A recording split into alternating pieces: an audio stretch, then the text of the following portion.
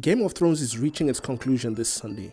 It has been a ride filled with grief, hope, death, and pure entertainment. If for some reason you do not know anything about Game of Thrones or you have not caught up to the recent episodes, let us just warn you that there might be spoilers ahead. Depending on who you are, the Game of Thrones is either about the scheming to sit on the Iron Throne or the impending threat of the White Walkers. Whichever way, if the Game of Thrones was based in Africa, what would it look like?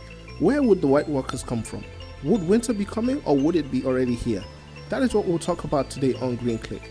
By the way, be a friend and subscribe, share and like to help us make more videos you love about our amazing continent. Let's dive in. If we look at the continent of Africa, the main island is on the west, while Madagascar is the lone island to the east. This is fitting as in the books not much is known about Westeros, but most of the story takes place in Westeros. Kind of like Africa, most people have been to the big island, but not that many people have been to Madagascar. In fact, most people only think of the movie when Madagascar comes to mind, but most people do not know that Madagascar is the highest producer of vanilla in the world. So Westeros would be the main African island and Essos would be Madagascar. The north of Westeros is where winter is, while mid-continent is sunny and fertile and the south is arid and dry in climate. So if Westeros was Africa, the African continent would be mirrored upside down, because you do get snow in Lesotho and South Africa. So this would represent the north, which is very big, traditional and respected but not fully feared. Then as you go away from the north, you reach the midland areas like the Vale, which is the isolated yet usually neutral colony, which would be the equivalent of Central Africa, which is a hard place to reach in real life, like Central African Republic or Chad. To the west are the Iron Islands, the smallest areas of Westeros, yet known for being pirates, just like East Africa with the Somali pirates. Continuing onwards, we have the Westerlands, which has the high population in a small area. It is rich in resources and therefore has economic significance in the whole continent. One could argue Westerlands would be Western or Central Africa. Then you have the Reach, which is a direct neighbor to the Westerlands. This area is very rich in crops and is the most populous region of the entirety of Westeros, making it look like the equivalent to Nigeria, as it is an administrative area that competes with the Westerlands. As you head more south, you would reach the Stormlands, which is constantly inhabited with bad weather. This somehow seems like the equivalent to Namibia. Finally, you reach the tip of the continent, which is Dawn. Dawn has a desert climate and are ethnically different. This is no doubt the equivalent to North Africa, as even though the people look different from the rest of Africa, they are still Africans. Westeros was ruled by the Targaryens prior to the TV series debut. In our world, the equivalence of the Targaryens could be Europe or even China, as Europe shaped Africa into the countries it has today, while China recently has been getting involved in more business opportunities with Africa.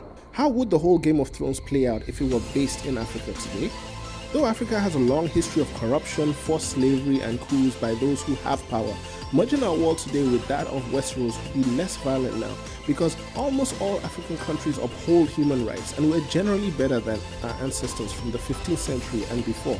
Yes, we might still have some forced slavery and corruption, but we're still better. One of the overarching stories from the beginning of the series has been the impending threat of the Long Night, which is led by the Night King and his White Walkers. If these group of ice-cold monsters existed in our real world, chances are we would have tried to look for a peaceful coexistence with them. But if it was clear that all they wanted to do was turn the world cold, we would most likely attack first, with the aid of the world, as there would be a wall separating the White Walkers from the rest of the world.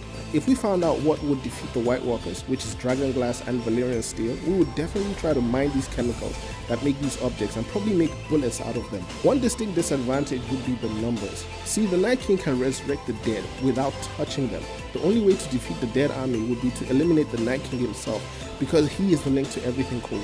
With all this existing, that would mean the existence of magic, dragons, giants, and other things. How would the world react to this? If this was a world we grew up in and understood, humans would have adapted to all the fantasy the world brings, and technology and science would probably have pushed magic to the brink of extinction, just like in the series. However, if this part of the world was just discovered today, people would react very differently. Some would be in panic and fear of the idea of dragons or giants sharing the earth with us, while others might be filled with curiosity on how we could coexist.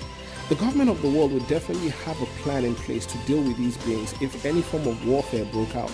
Hopefully this has not raised your blood pressure a bit, because the chances of dragons existing is minute, and the tallest person on earth does not even have the equivalent body mass of a wrestler, so we will not be fighting any monsters anytime. If you have reached this stage of the video, we would like to thank you for going on this fantasy journey with us, but comment below what country you are from and which area of Westeros would be equivalent to your country. We would love to hear your side of this.